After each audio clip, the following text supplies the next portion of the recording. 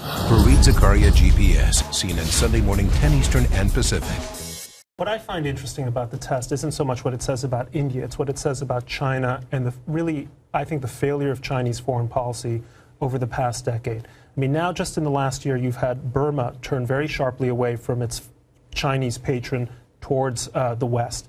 The Vietnamese next week will be conducting naval exercises with the United States.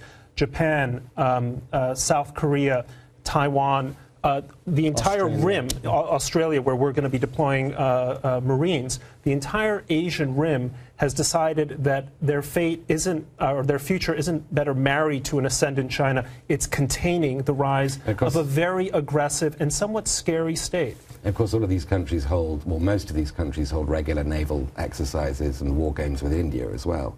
India's relations with those around China's rim. And they certainly do all with the United States. They all want the insurance policy of the U.S. Navy. I don't disagree with you about China's failure, the failure of China's policy, but I don't think this was exactly a brilliant move for India's foreign policy. India does this right when we're in the midst of once again having talks with the Iranians, where they've been extremely unhelpful with respect to sanctions on the Iranians, and where we've got a real problem with North Korea again, and North Korea has just launched a rocket that fails. So just at this moment, India really needs to test I think India is not Britain. That's the thing, and it keeps wanting to demonstrate that. What does that mean?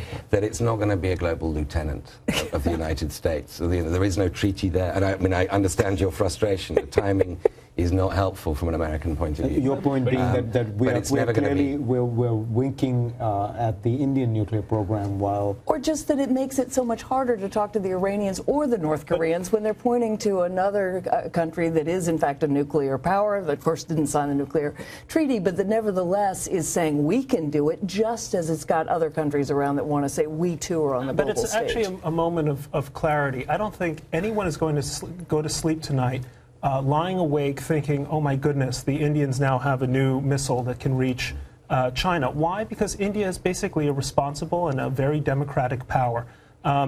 That's the real issue here. We talk about our problems with Iran and North Korea as essentially legal problems that are potentially in breach of NPT. Our problems with these regimes is that they're awful regimes with barbarous intentions. And it might help clear up some thinking about the nature of proliferation when we say, you know, we don't really mind when India acquires this kind of capability. What we fear is an Iran or a North Korea doing it. So, Brett, wait a minute. Why exactly was this wonderful, responsible power not willing to impose sanctions on Iran when everybody else is actually giving Iran a major out? I mean, if they're so great and they're so noble, and the Iranians, they don't want to be Britain, but they do like to be France. That is to say, there's a sort of Gaullist evasion. I rest my case.